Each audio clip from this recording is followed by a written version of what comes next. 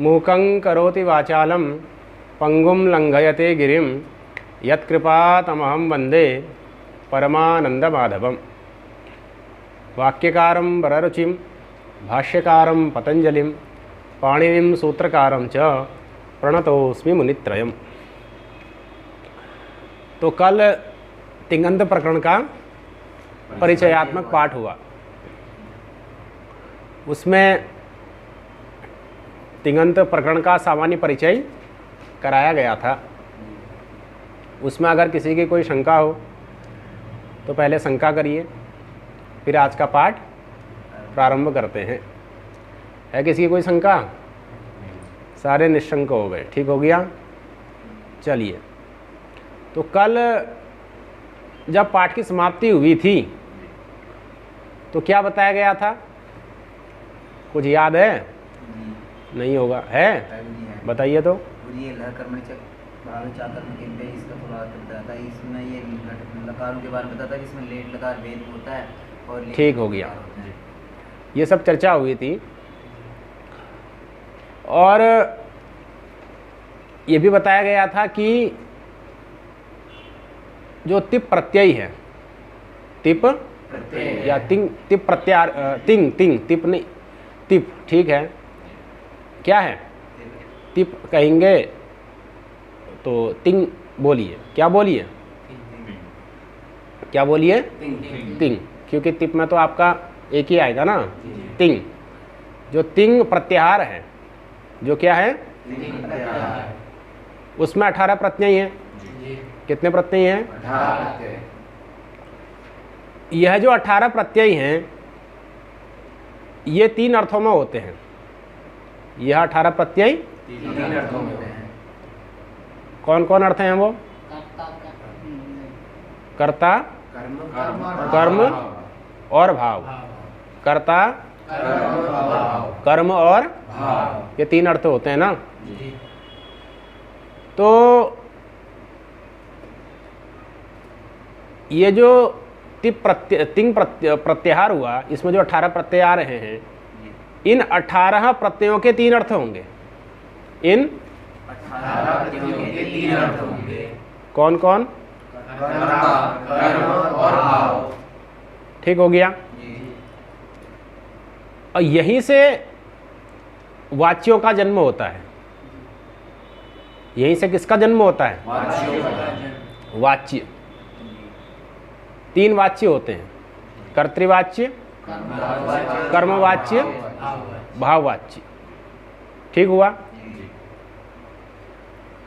अगर इन तीनों वाच्यों को समझना है तो उसके लिए आपको इस सूत्र का अभ्यास अच्छे से करना होगा। किस सूत्र का? लह कर्मणि च भावे चा कर्म केभ्यः, इस सूत्र का। यह सूत्र एक प्रकार से पूरी तिङन्त प्रक्रिया का प्राण है। सूत्र का विवेचन कल विस्तार से किया जाएगा। आज प्रमुख रूप से जो 3 वाच्य होते हैं उनसे परिचय आपका कराया जाएगा। पहले आप ये समझिए कि ये वाच्य होते क्या हैं, क्योंकि व्यावहारिक दृष्टि से, अनुवाद की दृष्टि से या प्रतियोगी परीक्षाओं की दृष्टि से ये तीनों वाच्य बहुत महत्वपूर्ण हैं। कर्तृवाच्य क्या हुआ, कर्मवाच्य क्या हुआ और भाववाच्य क्या हुआ। ठीक हो गया। कर्तृवाच्य, कर्मवाच्य, भाववाच्य, तीनों जगह वाच्य के साथ वही 3 शब्द आ रहे हैं। कौन 3 शब्द? कर्ता, कर्म और भाव। और ये कर्ता, कर्म और भाव अर्थ किसके हैं? तिंग के। लकार के भी कह सकते हैं, लकार के भी। हाँ, सूत्र जो है सूत्र के अनुसार तो लकार के ही हैं। सूत्र क्या है? लह कर्मणि च भावे। इस सूत्र के अनुसार तो लकार के ही हैं। इस सूत्र के अनुसार किसके हैं? लकार के ही हैं। किंतु सिद्धांत क्या है? सिद्धांत ये है कि ये अर्थ किसके माने जाते हैं? तिंग के माने जाते हैं। किसके माने जाते हैं? तिंग के माने जाते हैं। क्यों माने जाते हैं? प्रश्न होगा। जब आचार्य पाणिनि जी स्वयं किसका बता रहे हैं? लकार का बता रहे हैं, तो तो फिर आप तिंग का कैसे कह रहे हैं? लकार और तिंग में क्या अंतर है? लकार और तिंग में कल बताया था पाठ में, लकार स्थानीय है, तिंग आदेश है। लकार क्या है? लकार से किसको लेना है? 10 लकारों को लेना है। 10 लकारों में क्या बचता है? लॉ। और केवल लॉ का प्रयोग नहीं कर सकते ना, संस्कृत में लॉ का प्रयोग नहीं कर सकते।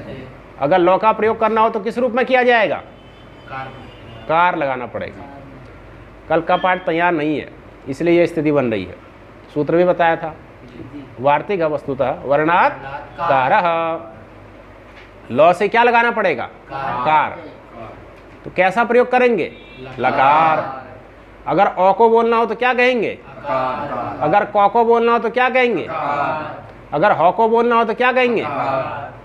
क, ख, ग, घ। ऐसे संस्कृत में प्रयोग नहीं होता है ना। क्या प्रत्यय लगता है? कार प्रत्यय का अर्थ क्या है? जो कौ का अर्थ है, स्वार्थिक है, ये अत्यंत स्वार्थिक है ना। तो अनिर्दिष्टार्थः प्रत्ययः स्वार्थे भवन्ति। जिन प्रत्ययों का अर्थ निर्दिष्ट नहीं होता वो प्रत्यय किसमें होते हैं? स्वार्थ मतलब प्रकृत्यर्थ।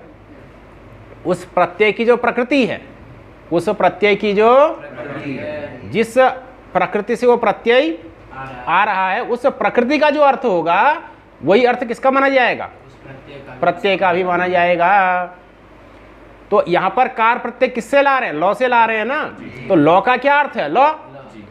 तो कार का भी क्या अर्थ होगा? लॉ। इसलिए लॉ कहें लकार कहें, बात एक ही है, लेकिन संस्कृत में लकार ही बोला जाएगा। हर भाषा का अपना अपना एक व्याकरण है और उसका अपना उसकी एक शैली है, उसके अपने एक पारिभाषिक शब्द हैं, है ना। तो क्या बोला जाएगा? लकार बोला जाएगा। ठीक हो गया। तो ये जो 10 हैं, लट लिट लुट इत्यादि, इन सब में बचता क्या है? लॉ ही बचता है। लॉ अर्थात लकार ही बचता है ना। और उस लॉ के स्थान पर क्या होते हैं? ये 18 आदेश होते हैं। ये 18 क्या होते हैं? आदेश होते हैं। तो कर्ता कर्म भाव, उसी लॉ का ग्रहण किसमें किया गया है? लह कर्मणि च भावे चाकर्म के भ्य में किया गया है। इसलिए लह में प्रथम व्यक्ति बहुवचन है। लह में कौन विभक्ति है? उसका अर्थ क्या है? लकाराहा। ये है लह का अर्थ क्या लिखा है? लकाराहा। इस रूप में लिखा है ना। तो लॉ किसको बता रहा है? 10 लकारों को बता रहा है। लॉ किसको बता रहा है? लट लिट इत्यादि 10 लकारों को बता रहा है। तो ये जो कर्ता कर्म और भाव अर्थ है, ये मूलतः लकार के हैं, इसमें कोई संदेह वाली बात नहीं है। लेकिन चूंकि जब हम व्यवहार करते हैं तो व्यवहार में तो लकार का श्रवण होता नहीं है। भू से मान लिया हम लट लाए, भू से क्या लाए? लट में क्या बचेगा? लॉ। अब जब प्रयोग करेंगे, भू लॉ का प्रयोग करते हैं क्या? किसका प्रयोग करते हैं? भाववती। इस प्रकार का प्रयोग होता है ना वर्तमान काल में। क्या प्रयोग होता है? वहां किसका श्रवण हो रहा है? ती का हो रहा है कि लॉ का हो रहा है? ती का हो रहा है। ती स्थानीय की आदेश है? आदेश है। श्रवण किसका हो रहा है? ती का। वर्तमान काल की प्रतीति किससे हो रही है? ती से। लॉ था पहले, उसके इस जगह पे क्या आ गया? ती आ गया। भवती में ती को देख करके ना वर्तमान काल की प्रतीति हो रही है। यहाँ पर लॉ है क्या? नहीं। तो महाभाष्यकार ने कहा उच्चारित एवं शब्दोर्थ प्रत्याय को भवति। जो उच्चारित होता है ना शब्द, वही अर्थ का ज्ञान कराता है। नानुच्चारित, जिस शब्द का उच्चारण ही नहीं हुआ वो ज्ञान कैसे कराएगा? तो भवती में उच्चारण किसका हो रहा है? ती का हो रहा है कि लॉ का हो रहा है? ती का। तो अर्थ कौन बोध कराएगा? अर्थ किसका माना जाएगा? ती का ही माना जाएगा, क्योंकि जो उच्चारित है वही अर्थ का बोध कराएगा ना जी। यहाँ मतभेद है। मतभेद ये है कि नैयायिक लोग क्या मानते हैं कि लॉ का अर्थ है, स्थानीय का अर्थ है। अर्थ किसका है? शाब्दिक लोग वैयाकरण क्या मानते हैं? आदेश का है। क्यों मानते हैं? क्योंकि महाभाष्यकार ने कहा कि जो उच्चारित है वो अर्थ का बोध कराएगा। अब भैया भू भवती में तो लौ कहीं दिखाई नहीं दे रहा, जी तो हम लौ का कैसे मान लें? हालांकि उनका अपना तर्क है, नैयायिकों के अपने तर्क हैं, शाब्दिकों का अपना तर्क है। तो शाब्दिक जो है वैयाकरण वो क्या मानते हैं? आदेशवाचक होता है, है ना? आदेश में वाचकता है। वाचकता किसमें है? आदेश आदेश में जो वाचकता है उसकी कल्पना स्थानीय में की जाती है। आदेश में जो वाचकता है उसकी कल्पना ये फिर स्थानीय का विधान कर दिया जाता है, जी है ना? स्थानीय में स्थानीय का अर्थ कह दिया जाता है। वस्तुतः वो अर्थ किसका होता है? आदेश का होता है। क्यों होता है? क्योंकि आदेश से ही आपका क्या हो रहा है? अर्थबोध हो रहा है। महाभाष्यकार कह रहे हैं उच्चारित एवं शब्दो अर्थ प्रत्यय को भवती नानुच्चारित। जो उच्चारित शब्द है वही अर्थ का बोध कराएगा, अनुच्चारित शब्द अर्थ का बोध नहीं कराया। ठीक हो गई बात। तो इसीलिए शाब्दिकों का सिद्धांत है कि आदेशवाचक है। जैसे रामान है, क्या है? एक रामाह है और एक रामान है। तो रामान को देख करके अलग अर्थ की प्रतीति होती है, रामई को देख करके अलग अर्थ की प्रतीति होती है। कारण क्या बन रहा है? वहां नौ बन रहा है, वहां विसर्ग बन रहा है।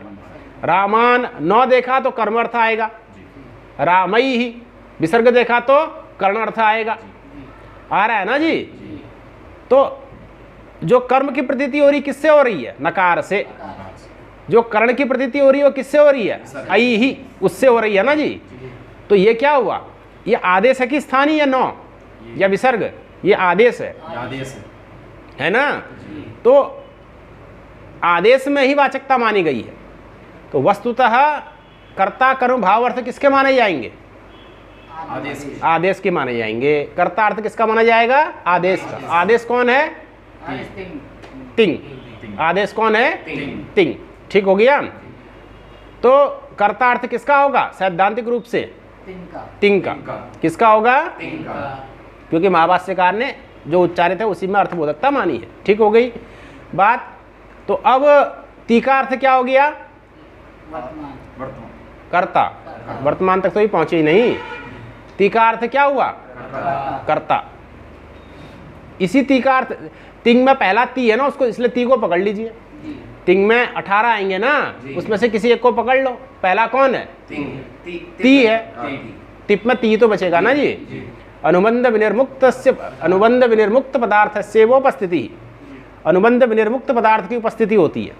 अनुबंध किसको कहेंगे? इत संज्ञा योग्यत्वम अनुबंधत्वम अथवा इत संज्ञकत्वम अनुबंधत्वम।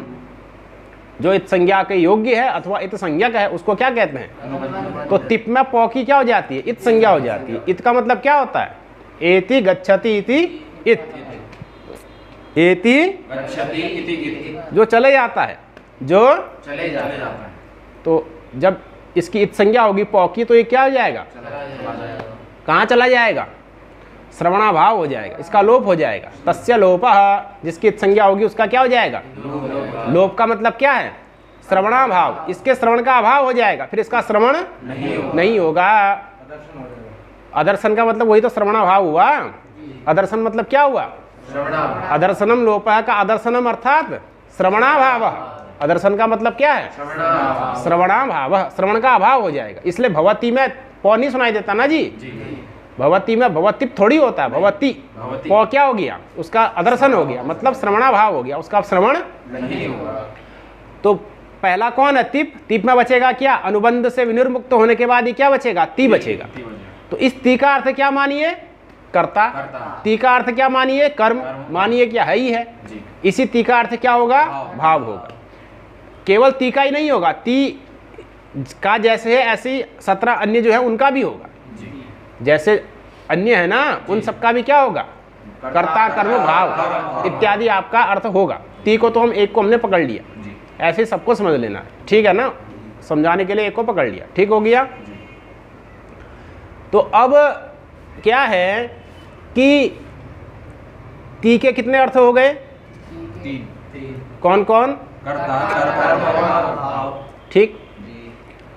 अब ये जो अर्थ है ना, अर्थ, इसी को दूसरे शब्दों में अगर हम कहें तो क्या बोलेंगे? वाच्य। जो अर्थ है इसी को दूसरे शब्दों में अगर हम कहें तो क्या कहेंगे? तो ती के 3 अर्थ हैं, ये बोलिए। या ती के, तीन वाच्य। ये बोलिए, बात एक ही हुई ना जी। जी। ती के 3 अर्थ हैं, ये बोलिए, या ती के तीन वाच्य। एक ही बात हो गई। जी। तो ती के कितने वाच्य हो गए? कौन कौन? कर्ता, कर्म और वाच्य। भाववाच्य नहीं, ती के 3 वाच्य हुए, कर्ता, कर्म और भाव। भाव। ठीक हो गया। तो जब ती का वाच्य कर्ता होगा, जहां पर ती का वाच्य कर्ता होगा, वो क्या हो जाएगा? कर्तृवाच्य। कर्ता वाच्यम यत्र, कर्ता वाच्यम यत्र, जहां पर ती का वाच्य क्या हो जाएगा? कर्ता, वो क्या होगा? कर्तृवाच्य। कर्म वाच्यम यत्र, जहां पर ती का वाच्य क्या हो जाएगा? कर्म, वो क्या हो जाएगा? कर्मवाच्य। और भावो वाच्यम यत्र, तत्र भाववाच्य। तत्र भाववाच्यम। तो जहां ती का वाच्य क्या हो जाएगा? भाव हो जाएगा, वो क्या हो जाएगा? भाववाच्य। भाववाच्य हो जाएगा। तो अगर कोई पूछे कर्तृवाच्य किसको कहते हैं, कोई क्या पूछे, कर्तृवाच्य किसको कहते हैं? क्या उत्तर देंगे? जहाँ ती का अर्थ कर्ता, ती का वाच्य जहां क्या है, कर्ता होता है, उसको क्या बोलते हैं? कर्तृवाच्य। ऐसे ही कर्मवाच्य किसको कहते हैं? जहाँ ती का वाच्य कर्म होता है, वहाँ कर्मवाच्य। वह कर्मवाच्य है। इसी प्रकार से भाववाच्य किसको कहते हैं? जहाँ ती का अर्थ भाव होगा, वाच्य बोलो, अर्थ बोलो, बात एक ही। वाच्य बोलिए, अर्थ बोलिए, बात एक ही। तो कर्तृवाच्य, कर्मवाच्य, भाववाच्य का मूल समझ में आया? जी। किसको कर्तृवाच्य कहेंगे? जहाँ ती का वाच्य ती का वाच्य कर्ता होगा उसे कर्तृवाच्य कहेंगे। कर्मवाच्य किसको कहेंगे? जहां ती का वाच्य अर्थात अर्थ कर्म होगा, उसको कर्मवाच्य कहेंगे। भाववाच्य किसको कहेंगे? जहां ती का अर्थ वाच्य अर्थात अर्थ भाव होगा, उसको क्या कहेंगे? भाववाच्य कहेंगे। स्पष्ट हो गई बात? जी। तो ये 3 वाच्यों का मूल हो गया, कर्तृवाच्य, कर्मवाच्य, भाववाच्य। कहीं भी अगर आपको कर्तृवाच्य पहचानना हो तो सबसे पहले किसको देखना है? ती को देखना है। ती को मतलब वही तिप्त जी इत्यादि को देखना है, फिर उसका अर्थ देखना है, किस अर्थ में ये हुए हैं, किस अर्थ में ये। तो जिस अर्थ में वो होंगे वहां वही वाच्य होगा, जिस अर्थ में वो वहां क्या होगा, वही वाच्य हो जाएगा। कर्ता अर्थ में हुए होंगे तो कर्तृवाच्य, कर्म अर्थ में हुए होंगे, कर्मवाच्य, भाव अर्थ में हुए होंगे। भाववाच्य। स्पष्ट हो गई स्थिति? एक बात और समझिए कि एक बार में एक ही अर्थ होगा ती का। ती के भले ही 3 अर्थ होते हैं, कर्ता, कर्म, भाव, लेकिन एक बार में कितने अर्थ होंगे? आप चाहो कि एक ही बार में 3 अर्थ आ जाएं, ये नहीं होगा। या तो ती का अर्थ क्या होगा? कर्ता ही होगा, या तो कर्म या कर्म ही होगा, या भाव ही होगा। एक ही होगा 3 में, तीनों एक साथ नहीं होंगे। गुरु जी, एक ही वाक्य में जैसे रामः गच्छति, उसमें कर्ता का एक ही। रामा गच्छति में ती कौन है?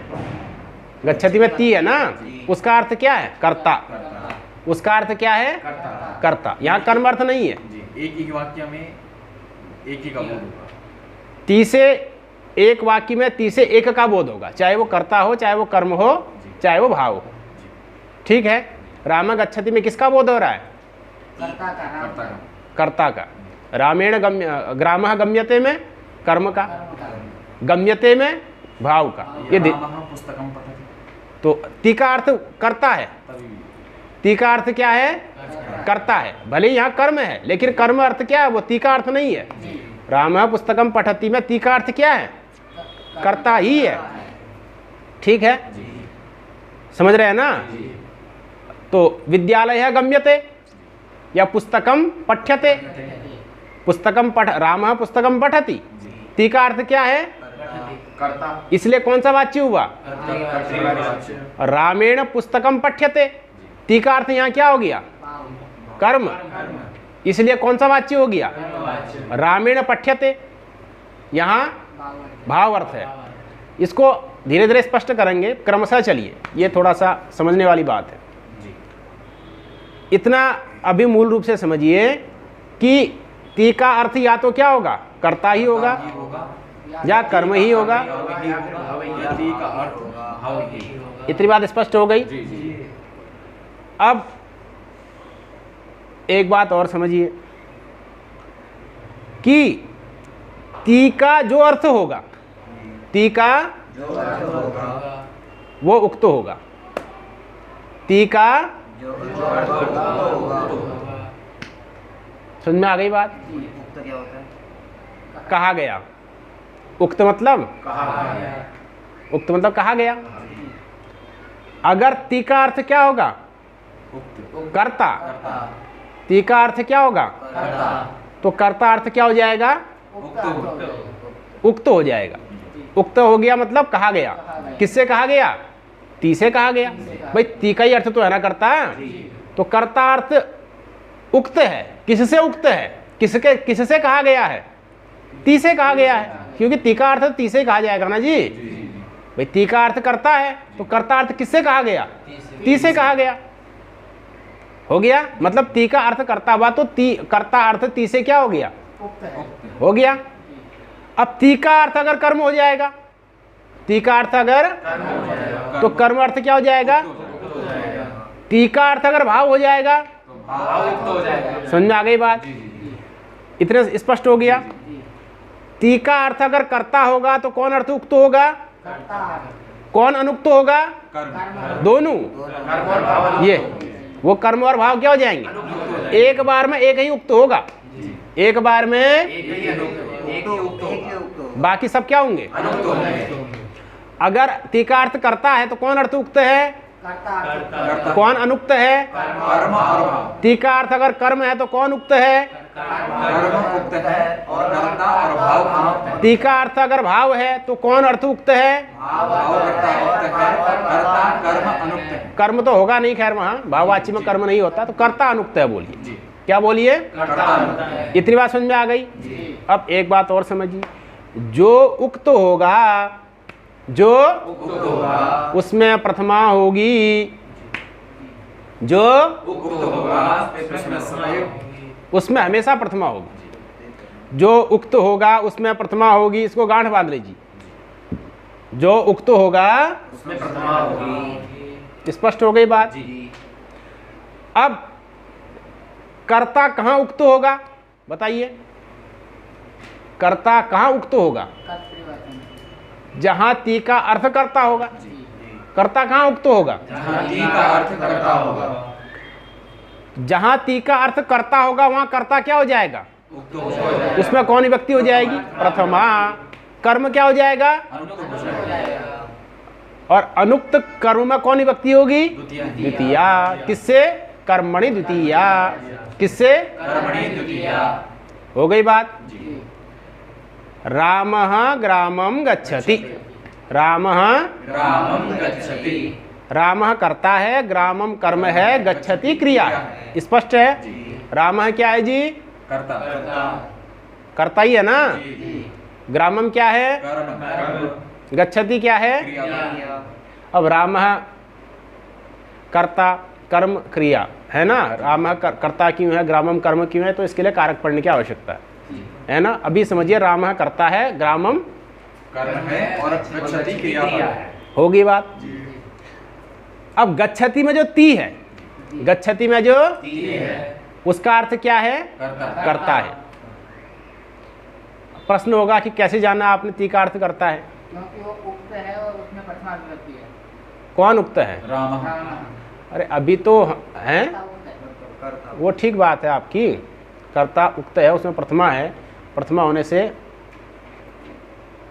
से क्या होगा? कर्ता का बोध। हम कह रहे रामेण गम्यते, हमने बोल दिया है, हमने बोल दिया ग्रामः गम्यते। हमने क्या बोल दिया? तो जिसमें प्रथमा है, यहाँ प्रथमा किसमें है? तो ग्रामः करता है क्या? कर्म है। तो ग्रामः गम्यते कर्म का प्रयोग है, गच्छति कर्तृवाच्य का प्रयोग है। ये कैसे जानेंगे? तो सामान्य रूप से ये समझिए, ये गच्छति गच्छतः गच्छन्ति, पठति पठतः पठन्ति, भवति भवतः भवन्ति, ये सब कर्तृवाच्य में क्रिया बनती है। जब क्रिया कर्तृवाच्य की होगी ना, जहाँ पर ती का अर्थ क्या होगा? कर्ता होगा, वहाँ पर क्रिया कैसी बनेगी? गच्छति गच्छतः गच्छन्ति, ऐसी बनेगी। और जहाँ ती का अर्थ क्या होगा? कर्म होगा या भाव होगा, वहाँ गच्छति गच्छतः रूप नहीं चलेगा। ये वहाँ यक हो जाएगा और आत्मनेपद हो जाएगा। इसको दिमाग में बैठा के रखिए। गच्छति जहां भी आपकी नजर सुनाई दिया, समझिए तुरंत ये कर्तृवाची की क्रिया है। अगर कर्मवाची की होती तो गम्यते हो जाता, क्योंकि कर्मवाची की जहां भी ती का अर्थ कर्म आएगा, जहां भी ती का अर्थ तुरंत वहां क्या आ जाएगा, यक आ जाएगा और आत्मनेपद आ जाएगा, तो वहां गम्यते बन जाएगा। ऐसे ही जहां ती का अर्थ भाव आ जाएगा वहां भी क्या हो जाएगा, गम्यते रूप में बदल जाएगा। जहां गच्छति आए तो समझ लीजिए यहाँ पर ती का अर्थ क्या है, समझ, इतनी बात स्पष्ट हो गई। तो गच्छति में ती का अर्थ क्या है, अगर कर्म या भाव होता तो ये तब क्या रूप रहता, तब गच्छति रूप नहीं रहता, तब क्या रूप रहता है, भाव कर्म प्रक्रिया आगे आएगी ना, वहां सब बताया जाएगा। ये मोटा मोटा आपको बता रहा हूँ कि जहां भी ती का अर्थ अगर कर्म आया भाव आया तो समझिए वहां गम्यते रूप हो गया, या जहां गम्यते दिखा वहां समझिए या तो क्या है, कर्म अर्थ है या भाव अर्थ है। कर्तृवाची में प्रश्न पद ही रहेगा, है जी, प्रश्न पद रहेगा, नहीं परस्मै पद रहेगा जरूरी नहीं।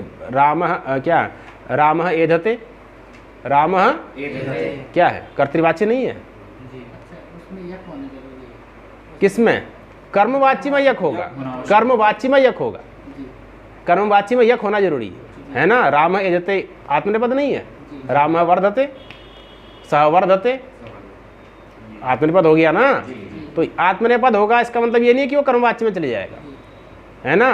परस्मैपदी धातु होती है, आत्मनेपदी धातु होती है, यक भी होगा बीच में, यो भी आएगा, ठीक है ना।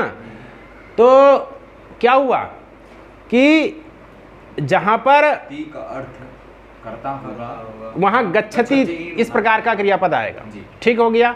तो गच्छति को देखते समझ लीजिए कि ये यहाँ पर ती का अर्थ क्या है, करता है। ती का अर्थ चूंकि करता है इसलिए कौन सा किस वाच्य की क्रिया है ये, गम्यते का रूप देखिए समझिए, ते का अर्थ क्या है, या तो कर्म है या भाव है, इसलिए या तो ये भाववाच्य की क्रिया है या ये कर्मवाच्य की क्रिया है ना।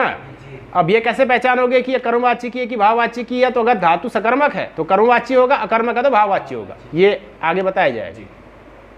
तो गच्छति में आपने क्या जान लिया, ती का अर्थ करता है, ठीक है। तो कौन अर्थ उक्त हो गया, हो गया, कौन अर्थ अनुक्त हो गया, ठीक है। भाव को, भाव तो इसमें है नहीं, है ना। सकर्मक जो धातु होती है ना उससे भाव अर्थ में लकार नहीं आता, उसमें कर्ता में आएगा, कर्म में आएगा। क्यों नहीं आता वो अग्रिम पाठ में बताएंगे, ठीक है ना, उसमें क्या दोष आएगा वो सब बताएंगे। इतना समझिए गच्छति में जो ती है उसका अर्थ क्या है, कौन अर्थ उक्त है, जो उक्त होता है उसमें कौन विभक्ति होती है, तो राम ग्रामम गच्छति में कर्ता कौन है, उसमें क्या हो जाएगी, है ना प्रथमा, राम प्रथमा हो गई ना।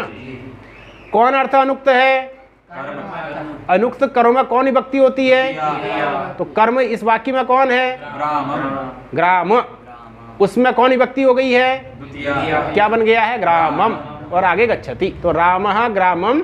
इसलिए क्या बोला जाता है, कर्तृवाची में कर्ता में प्रथमा, कर्म में क्यों, क्योंकि कर्तृवाची में ती का वाच्य कर्ता होता है, ती का वाच्य चूंकि कर्ता होता है इसलिए कर्ता अर्थ उक्त हो जाता है, कर्ता अर्थ उक्त हो जाता है और उक्त में प्रथमा होती है, इसीलिए कर्तृवाची के कर्ता में क्या हो जाएगी, प्रथमा होगी, ठीक है।